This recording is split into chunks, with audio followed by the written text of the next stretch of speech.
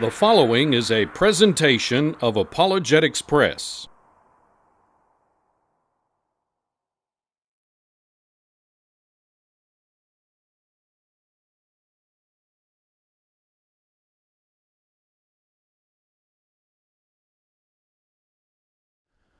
What does the atheistic philosophy offer in a way of a moral standard? Often it is contended by the atheistic community that the God of the Bible and people who are trying to follow the Bible, they don't really even understand morals, and the atheistic community has a much better grasp on ethics and morals than a person who would believe in a God. Dan Barker said, "There's no need for a belief in a God. You can live a really happy, joyful, wonderful, meaningful life without religious baggage." In his book, Godless, on page 161, he said, "Believers in God do not have a corner on the morality market. I lay out a natural basis for morality, how to be good without God, and show how we non-believers actually have a better grasp on ethics than those who take the Bible seriously." You see, the contention there is that people who take the Bible seriously, they don't really even understand ethical, moral ideals, and the people who are non-believers have a better grasp of that. Sam Harris made a similar statement in his book, Letter to a Christian Nation. He said, "Anyone who believes that the Bible offers the best guidance we have on questions of morality has some very strange ideas about either guidance or morality." You see, what Sam Harris and Dan Barker and the others are saying is that atheism gives us a perfectly legitimate foundation for ethics. And we can come to even better conclusions than people who believe in God because they are burdened with religious baggage. What would happen if a society were founded on the idea of unbelief, on the philosophy of atheism, the concept that there is no creator? That's a question that has been asked and answered in the past. In 1880, around that year, a man by the name of George Walzer decided he was going to found a town, and in that town he was only going to have people who didn't believe in God.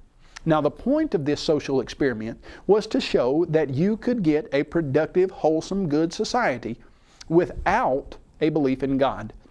Now, soon after he founded this town, things started going downhill.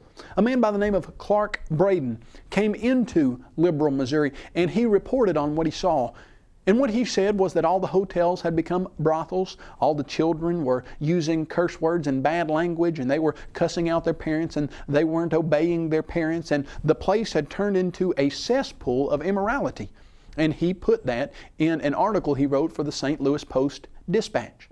And in that article, when he wrote that, the people of Liberal did not take that sitting down. They weren't happy with his writing, and they proceeded to sue him for $25,000. Now, at the time, $25,000 was a lot of money, but he never even had to defend himself in court. What happened was that it became readily apparent that everything that he had said was true. And he was not committing libel or slander. He was just reporting the facts, and the case was thrown out of court, and the person who brought the case to court to sue Clark Braden had to pay all of the court cost. There you have a social experiment. What happens when a group of people get together and act on their atheism? What happens when you put the moral implications of atheism into practice? What are the moral implications of atheism? What we're going to see is that the moral implications of atheism are detrimental to any society. Let me read to you a statement by William Provine. He made this in 1998 in his Darwin Day address on the University of Tennessee in Knoxville. He said, "Naturalistic evolution has clear consequences that Charles Darwin understood perfectly. No gods worth having exist. No life after death exists. No ultimate foundation for ethics exists. No ultimate meaning in life exists, and human free will is non-existent." You see, what William Provine was saying is that if there really is no God, there is no foundation upon which to build if asking the question, is this right or is this wrong? And he said Charles Darwin understood this perfectly. Is it true that Charles Darwin understood it perfectly? Yes. Yes, it is. In fact, Darwin made this statement: "A man who has no assured an ever-present belief in the existence of a personal God, or of a future existence with retribution and reward, can have for his rule of life, as far as I can see, only to follow those impulses and instincts which are the strongest, or which seem to him the best ones.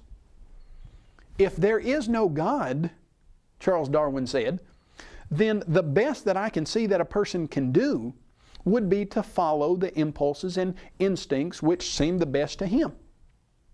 That's all atheism can give you as it relates to morality. You say, what would happen if a person did follow the instincts and impulses which seem the best to him? There was a person in the 1970s through the 90s who was recognized as one of the most horrendous, gruesome, heinous serial killers that anyone had ever heard about. His name was Jeffrey Dahmer. Jeffrey Dahmer killed 17 men and boys and did things to them that would literally make your stomach turn. He was sentenced to 900 years in prison. And while he was in prison, he was beaten to death.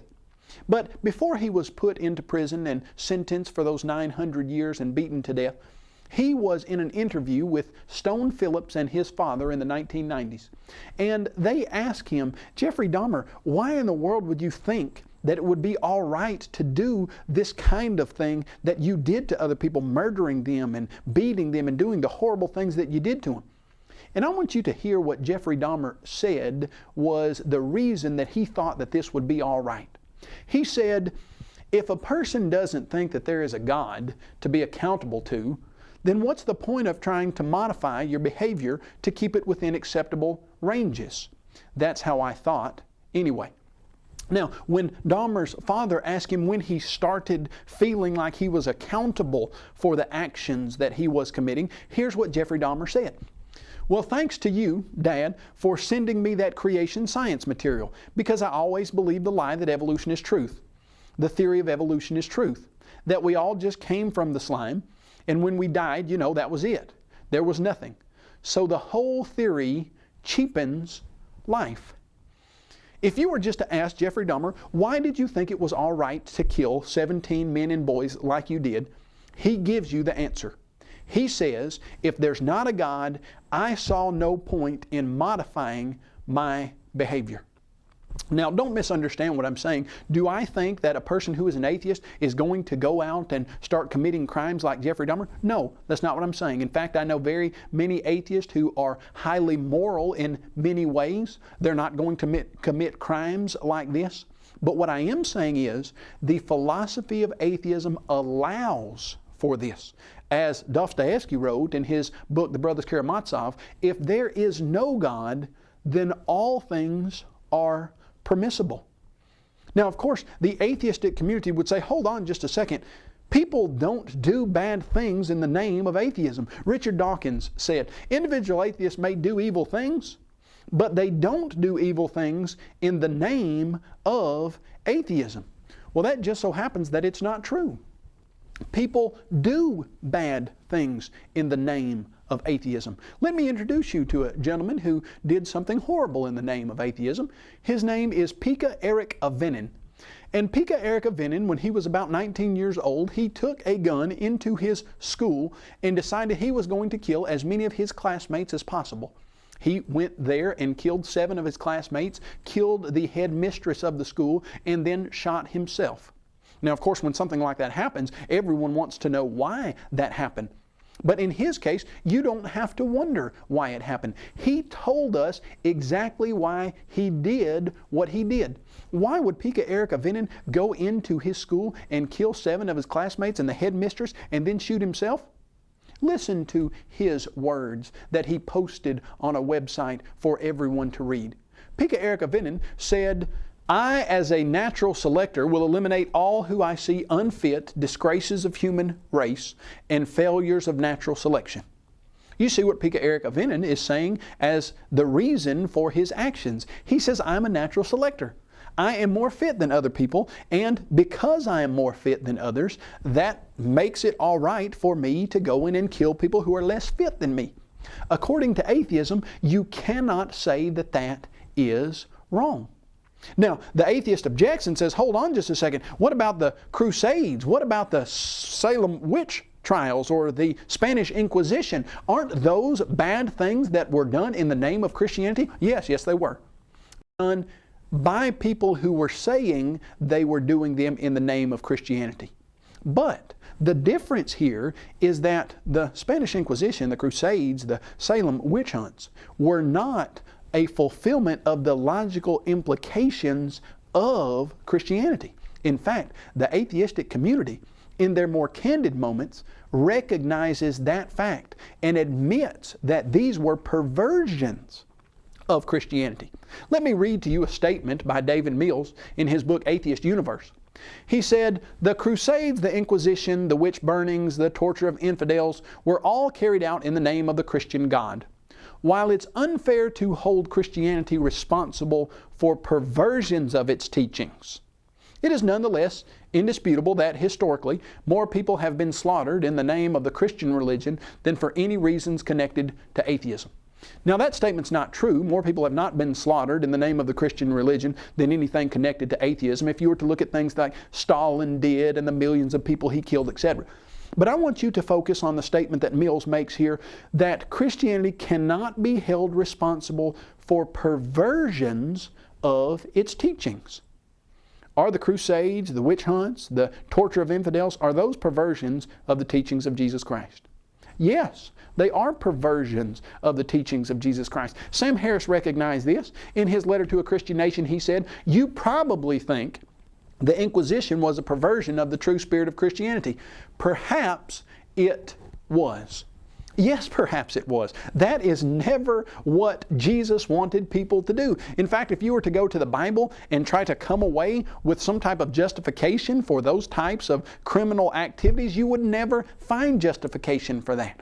If you were to listen to what Jesus Christ and His inspired apostles wrote in the New Testament, you would see statements like this from 1 Peter chapter 3, 8 and 9.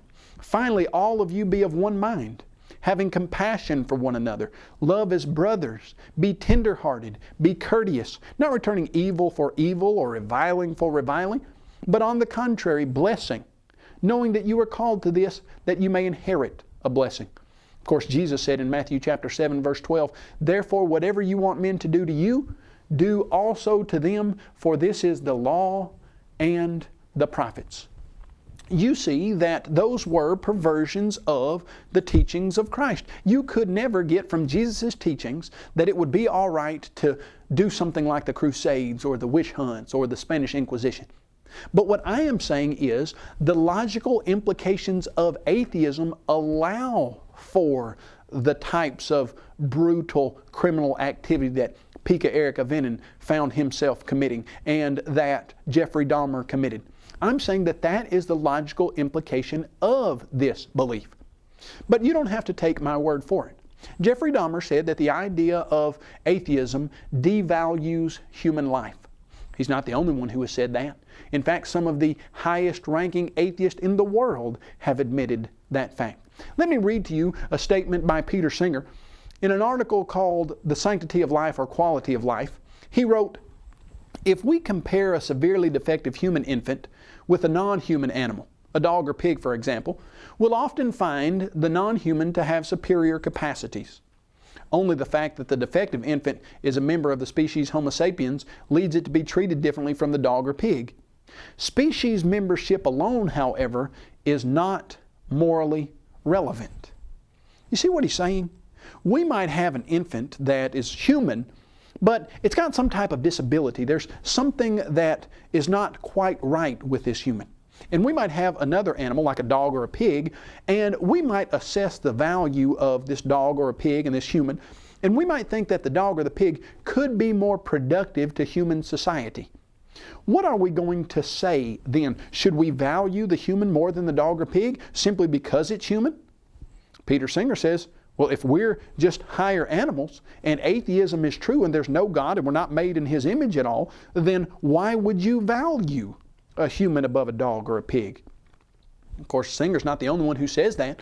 James Rachels made this statement. In his book, The Moral Implications of Darwinism, he said, "Human life will no longer be regarded with a kind of superstitious awe which it is accorded in traditional thought, and the lives of non-humans will no longer be a matter of indifference. This means that human life will, in a sense, be devalued, while the value granted to non-human life will be increased." You see where this is going, don't you? If humans are just animals and there's no real moral difference between a human or a dog or a pig, and you just assess their value based on how productive they are to society, what happens when you see that a dog or a pig might be more beneficial to society according to the atheistic thinking? What do you do then? Well, the atheist will tell you what they think you should be able to do in that case. Let's listen to what James Rachels said. Some unfortunate humans, perhaps because they've suffered brain damage, are not rational agents. What are we to say about them? The natural conclusion, according to the doctrine we're considering, would be that their status is that of mere animals. And perhaps we should go on to conclude that they may be used as non-human animals are used, perhaps as laboratory subjects or as food. Now here's what I want you to understand. This is not a straw man that a creationist who believes in God, a New Testament theist, is making up. The logical implication of atheism is that if humans are nothing more than elevated animals, then if you see an animal that you think might be more productive to human society than a deformed or disabled human, then you could allow that animal to live, and you could take that human and do to that human anything that you would do to a non-human animal, perhaps use it for experiments or for food.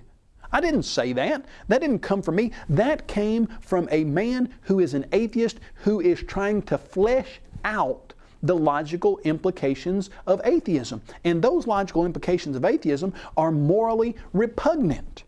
It flies in the face of everything we know to be true. But only if God created humans in His image are they endowed with certain inalienable rights. Our forefathers had it right. We hold these truths to be self-evident. What truths are self-evident? That all men are created equal and are endowed by their Creator with certain inalienable rights. But if they're not created by a Creator, and if that Creator does not endow them with His image, where do they get those rights? They don't. They don't get them at all.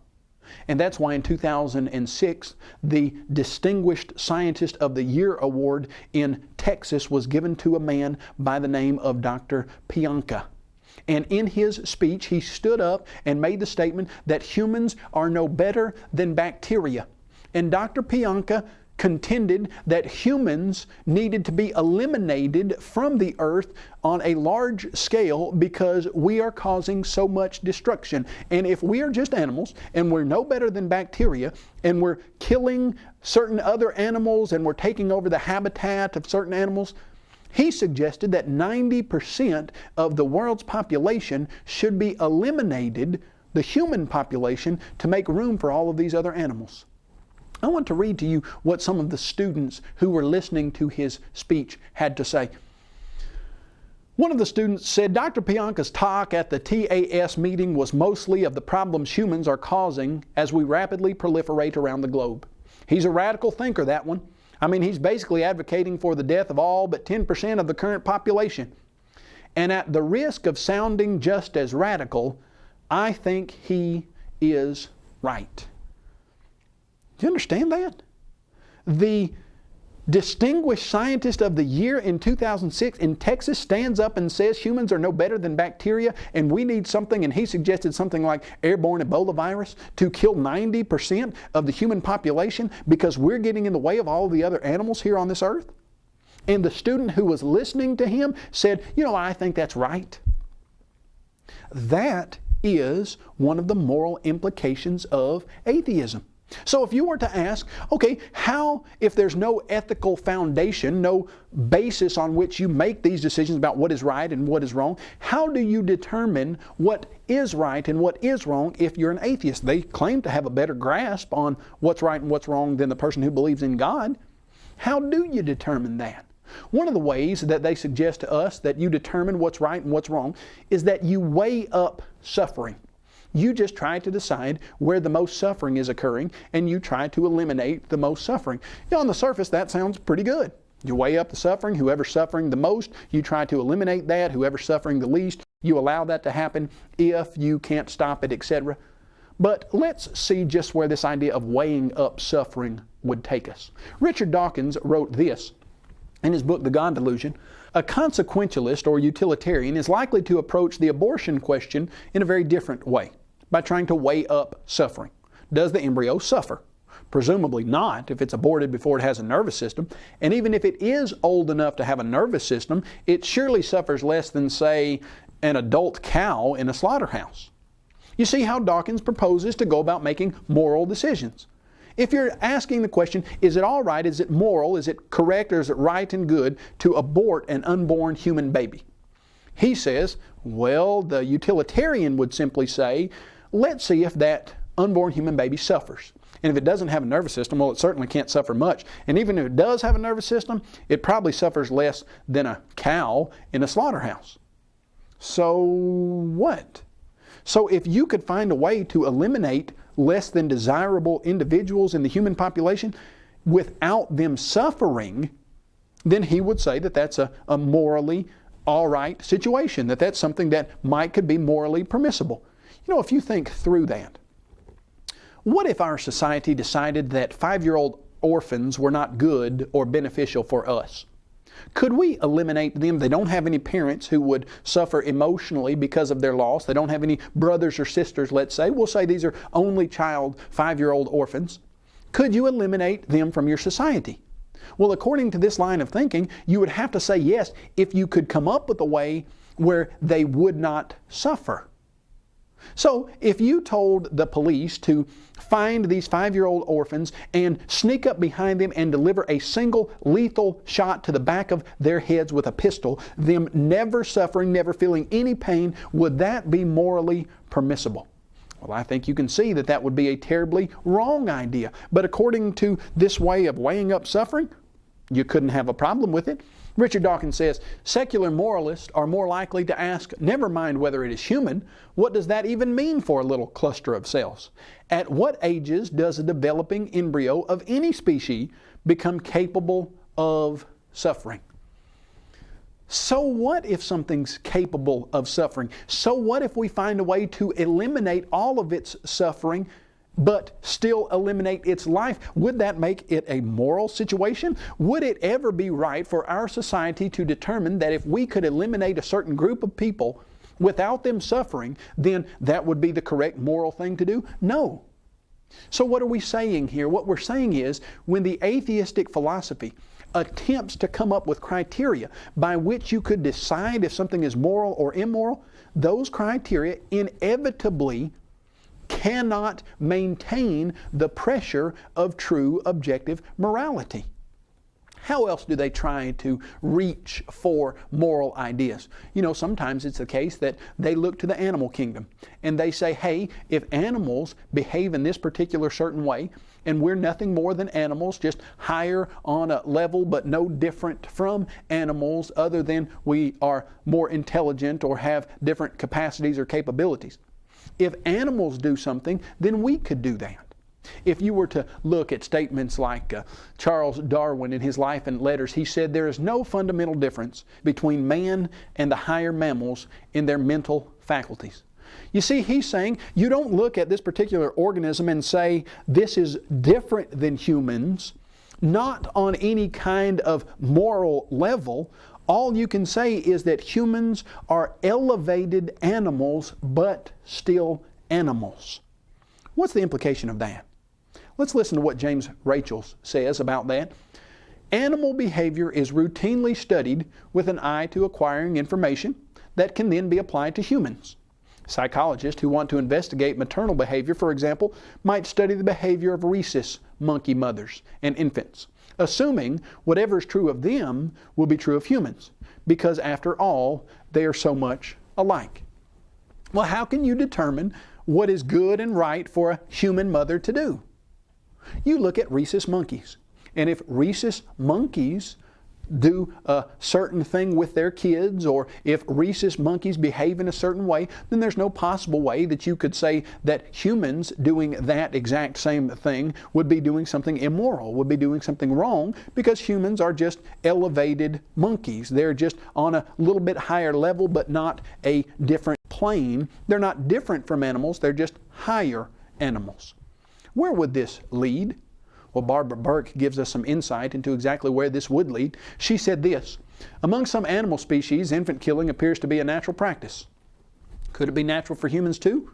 A trait inherited from our primate ancestors?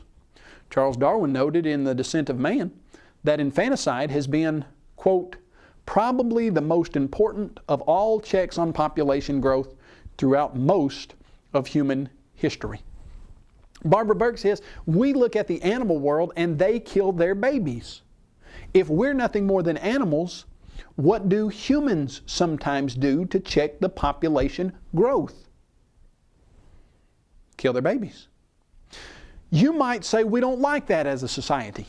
You might say we think that that is repugnant. You might say that we wish that that would not happen. But you know what you can't say according to atheism?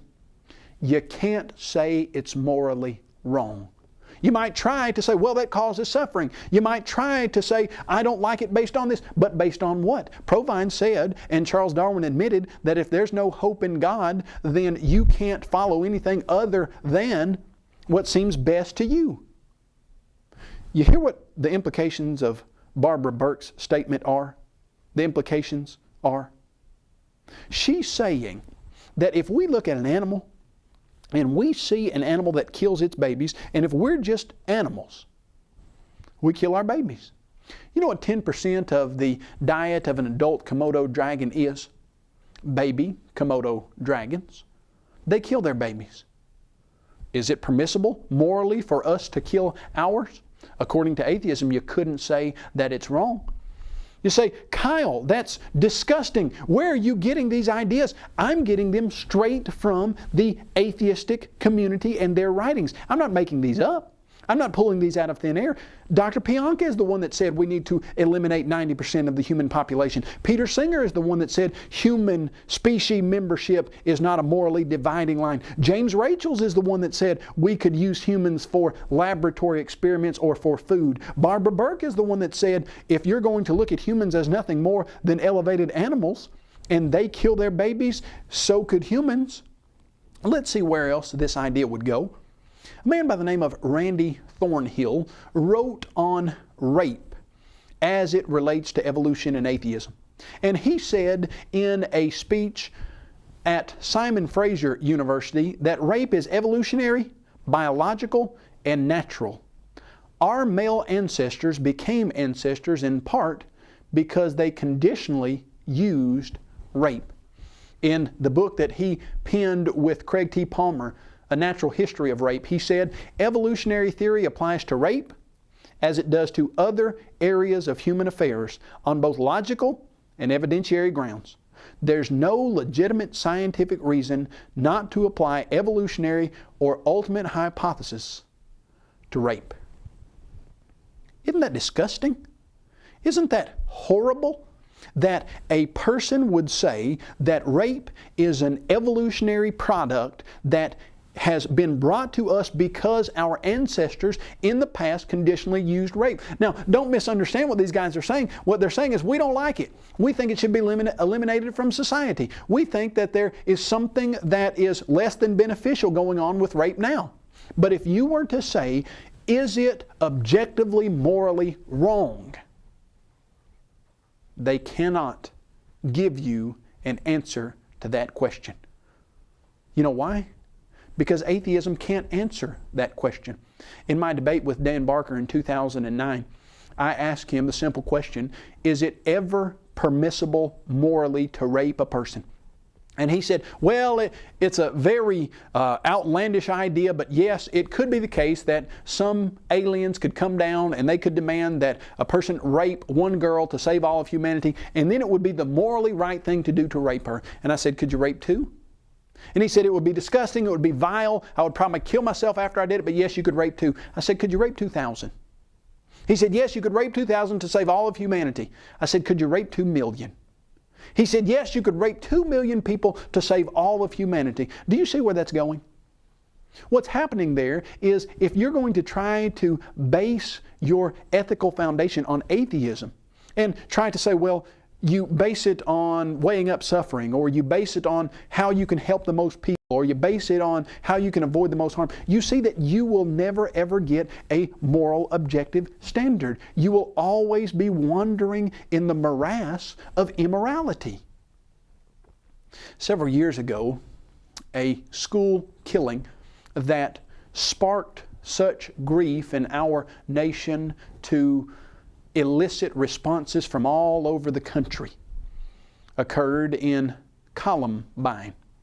There in Columbine you had two individuals, Eric Harris and Dylan Klebold, who decided that they were going to go into their school and they were going to eliminate as many of their students as possible, as many of their fellow students. They had elaborate plans to kill hundreds and hundreds of students, and those elaborate plans fell through, and they did end up killing several, but not nearly as many as they wanted to. When something like that occurs, the natural question to ask is why? What would be going on in a person's mind that they would think it would be morally permissible to kill other people like that? In Dylan Klebold and Eric Harris's case, we don't have to ask that question because we have the answers. I want to read to you a statement that Eric Harris made on a website. He said, I would love to see all of you blanks die. NBK, I love it. Sometime in April, me and V will get revenge and we will kick natural selection up a few notches. He said, I would sooner die than betray my own thoughts, but before I leave this worthless place, I will kill whoever I deem unfit for anything at all, especially life. You see what Eric Harris was saying? He was saying that if I am nothing more than an evolved animal, and I want to eliminate other evolved animals, there's nothing wrong with that, and I am helping the process of natural selection. It is not a coincidence that on the day that he killed his fellow students, he wore a shirt that said natural selection. What is objectively morally wrong with what Eric Harris did? Do you know that according to atheism, try as you might, as Sam Harris has tried to put in the moral landscape, that there is objective morality based on the philosophy of atheism and godlessness, you can't get it. There's no possible way that you can say this is objectively morally right and this is objectively morally wrong. Who is it that said you could look to animal behavior and see what they're doing and you could correspond that behavior to humans? The atheist? Who is it that said we could eliminate 90% of the human population and that would be morally permissible? The atheist? Who is it that said rape is evolutionary and biological and you can't separate it from what our ancestors did to get us here? The atheist? Who is it that said that you could take a human and treat that human as laboratory experiment or as food? The atheist? Why? Because William Provine nailed it when he said, if you give up the belief in a God, there is no ethical foundation upon which you can base a moral right and wrong. It is the case, and it's indisputable, that if there is no God, all things are permissible. This has been a presentation of Apologetics Press, an organization dedicated to the defense of New Testament Christianity. Visit us on the web at apologeticspress.org or call 800-234-8558.